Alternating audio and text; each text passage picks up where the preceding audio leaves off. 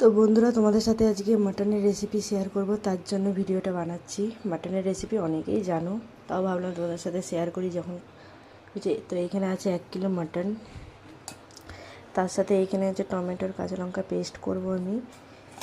এখানে আছে 2টো বড় সাইজের পেঁয়াজ, আর গোটা রসুন নিয়ে নিয়েছি একটা।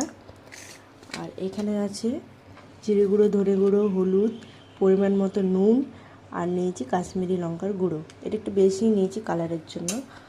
আর এখানে আছে আদা বাটা, জিরে বাটা, তারপরে রসুন, সব কিছু মিক্স, যেটা যেটা মশলা লাগে, আদা রসুন পেঁয়াজ সব বাটা আছে এটার মধ্যে। আর এটা আর দেখালাম না, এটা তরকারি আছে। আর আমি আজকে মাটনটা সর্ষের তেল দিয়েই করবো। বেশিরভাগ দিন মানে মাটন হলে আমি সর্ষের তেল দিয়েই করি। এই যে সর্ষের তেল দিয়েই করব। তো চলো প্রসেসগুলো তোমাদেরকে এক একটা দেখাই। প্রথমে কড়াইয়ে সর্ষের তেল দেবো আমি।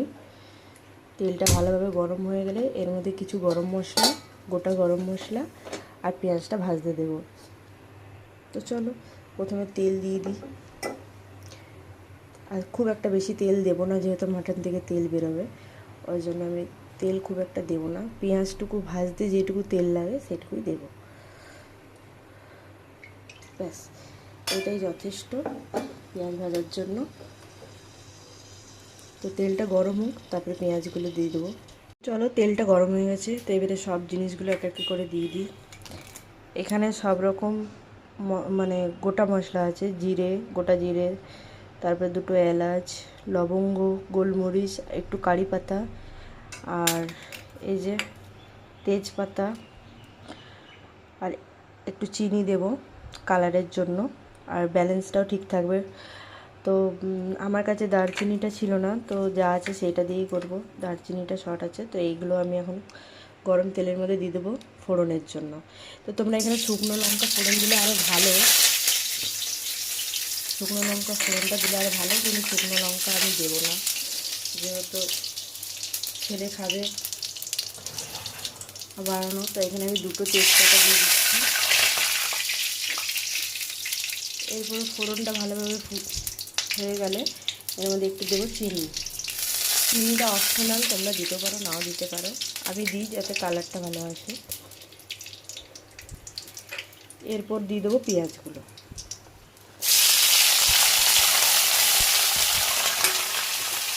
তো পেঁয়াজগুলো একটু লাল লাল করে ভেজে নেব। প্রথমে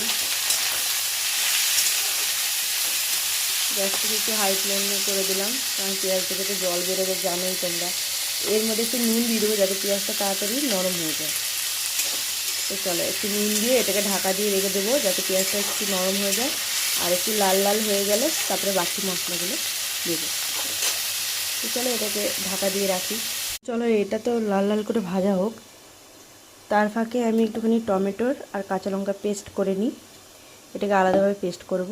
আর মাটনের মধ্যে একটু নুন হলুদ মাখিয়ে রাখবো আমি, যাতে সব মশলাগুলো ভালোভাবে ঢোকে। পরিমাণ মতো নুন আর একটু হলুদ আর একটু সরষের তেল দেবো এটার মধ্যে, দিয়ে ভালো করে মাখিয়ে রেখে দেবো।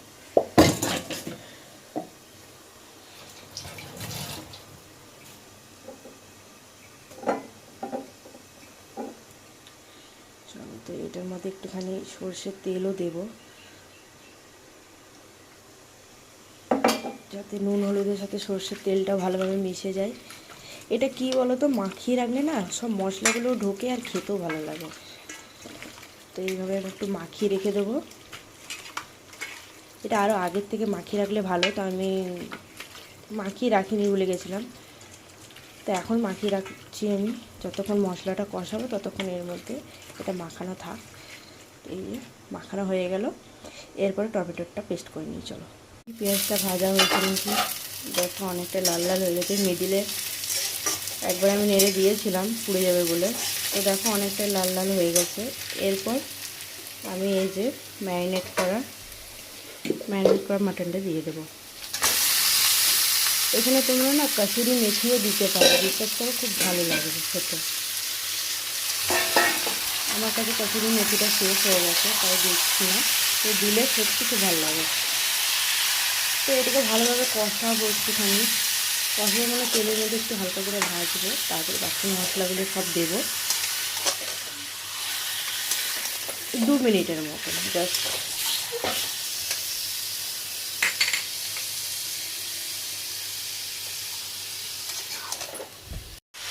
তো দেখো অনেকটাই ভাজা ভাজা হালকা হয়ে গেছে, খুব একটা বেশি ভাজবো না। এরপরে সব গুঁড়ো মশলাগুলো আমি দিয়ে দেবো। এখানে যা যা বললাম সবগুলি দিয়ে দেবো। এখানে সব পরিমাণ মতোই দেওয়া আছে। এটা দিয়ে আরও একবার ভালো করে কষিয়ে নেবো, যাতে মশলাগুলো মাংসের ভেতরে ঢুকে যায়। আর এটাকে না ঢাকা দিয়ে দিয়ে তোমরা কষাবে, তো আরও টেস্টি হবে। কারণ এইখানে না জলটা আমি ঠিক ব্যবহার করবো না, এই মাংস থেকে যতটা জল বেরোবে ওইখান থেকেই করবো। আর আজকেরটাতে না আলু আর পেঁপে দেবো না, আজকে একদম সেই শুকনো শুকনোভাবে করবো। কারণ আজকে বলেছে ওরা শুকনো করে খাবে, মানে গ্রেভি থাকবে না, একদম শুকনো শুকনো যেমন হয় সেরকম করে করবো। চলো দেখতে থাকো তোমরা। তো এটা ভালোভাবে মেশানো হয়ে গেল, একটু ঢাকা দিয়ে দিয়ে করবে। আর আমি ভিডিওর সুবিধার জন্য আমি সঙ্গে সঙ্গে দেখিয়ে দিচ্ছি তোমাদেরকে। তো ঢাকা দিয়ে দিয়ে করবে, তো আরও বেশি মশলাটা ভেতরে ঢুকবে আর খেতেও টেস্টি হবে। যত মশলা মাংসের ভেতরে ঢুকবে, যত তোমরা কষাবে, তত কিন্তু টেস্ট বাড়ায় আমাদের। তো চলো বাকিটা দিয়ে দিই এখানে, ভিডিওটা অনেক বড় হয়ে যাবে। তো আদা পেঁয়াজ রসুন যেটা পেস্ট করা ছিল সেটাও দিয়ে দিলাম এখানে। এটা দিয়ে না এবার খুব ভালো করে কষে একটু ঢাকা দিয়ে দেবো, যাতে মশলাটাও ঢোকে আর এই মাংস থেকে যাতে জল বেরোয়। তারপরে বাকি জিনিসগুলো আমরা এখানে অ্যাড করব। তো চলো মেশানো হয়ে গেছে, এটা একটু ঢাকা দিয়ে দিই, বেশি না 5 মিনিটের মতো ঢাকা দেবো। চলো এবারে ঢাকা খুলে দেখি, দেখো অনেকটাই জল বেরিয়ে গেছে। এর মধ্যে যে গোটা রসুন দেবো বলেছিলাম এটা দিয়ে দেবো। এখন কালারটা এরকম লাগছে, কিন্তু যখন এর থেকে তেল ছাড়বে দেবে কালারটা খুবই সুন্দর আসবে। তোমাদেরকে লাস্ট ফিনিশিং দেখাবো যখন। তো চলো বাকি যেই মশলাগুলো আছে ওটা দিয়ে দিই। বাকি মশলার মধ্যে শুধু টমেটোর পেস্ট করাটাই আছে। তোমরা এখানে দইও দিতে পারো, তো আমার কাছে দই নেই, তাই টমেটোর পেস্ট, কাঁচা লঙ্কা টমেটোর পেস্ট করে দিচ্ছি। আর কিছু কাঁচা লঙ্কা আমি এখানে চিড়েও দেবো, কারণ সব বেটে দিলে ঝাল হয়ে যাবে বেশি, তো গোটা গোটা দিয়ে দেবো। চিড়েও দেবো না, গোটা গোটা দিয়ে দেবো, কারণ বাচ্চা খাবে তো বেশি ঝাল হয়ে যাবে। আর বড়রা যদি খাও তাহলে চিড়ে দিয়ে দেবে বা পেস্ট করে দেবে, আরও ভালো লাগবে খেতে। আর যারা শুকনো লঙ্কা খাও তারা তো কোনো কথাই নেই, শুকনো লঙ্কা যদি পেস্ট করে দিতে পারো তাহলে কালারও ভালো আসবে, টেস্টটাও একটু অন্যরকম হবে।